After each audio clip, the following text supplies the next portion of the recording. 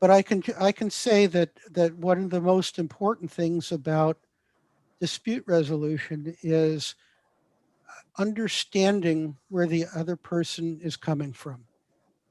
And it's too often that people uh, don't communicate well with each other. Things get misinterpreted, and it's really important to sit down sometimes with a third person, a neutral like me, to manage the conversation in order to get out what's going on, what the emotional content is that's driving the dispute.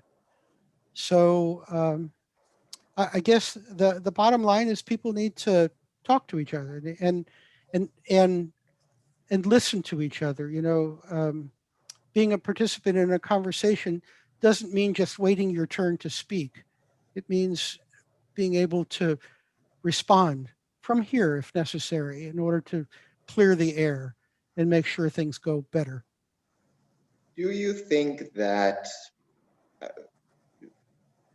some examples, within my Masonic career, for example, some happened before I came along, but I heard the stories.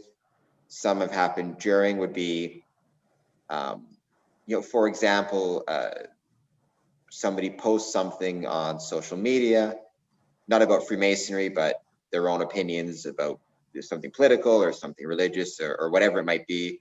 And then there's another brother responds to that in a negative way. And then even though that's happening outside of lodge, that's not to say that there might not be hurt feelings when people come into lodge. It's My true. philosophy was always, maybe I'm not the best at dispute resolution, right? My philosophy was always, do you get along with everybody? You may love everybody in your family, but that doesn't mean you get along with them, but you still, well, not this year, but you can still sit around the dinner table with them, or you can still, you can find a way to make it work in other facets of your life, a coworker you disagree with, a family member. But in Freemasonry, it seems that a lot of people take that admonition to mean if I have a disagreement with somebody, I can't be in lodge with them at all. And I like what you're saying, which is, try to think about where the other person is coming from. But do you think it's, I guess, I don't know, in your experiences, or I guess my worry is people might go too quickly to the idea of, I'm not going to be in lodge with this brother who I disagree with politically or whatever it is, as opposed to, I'll try to listen and or at least just make things work as best I can. Or do you think there's room for, a third party, an objective third party to sit and mediate, like a worshipful master or somebody who's in that role? Sure, I think that can be very useful to have a third party there.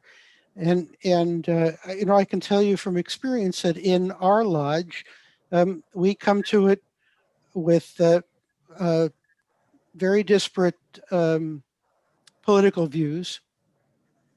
We don't talk about it in lodge, but outside of lodge, we do have conversation that might reflect one opinion and another that don't correspond with each other, and sometimes we have to acknowledge that we disagree, and we can agree to disagree, and that's fine.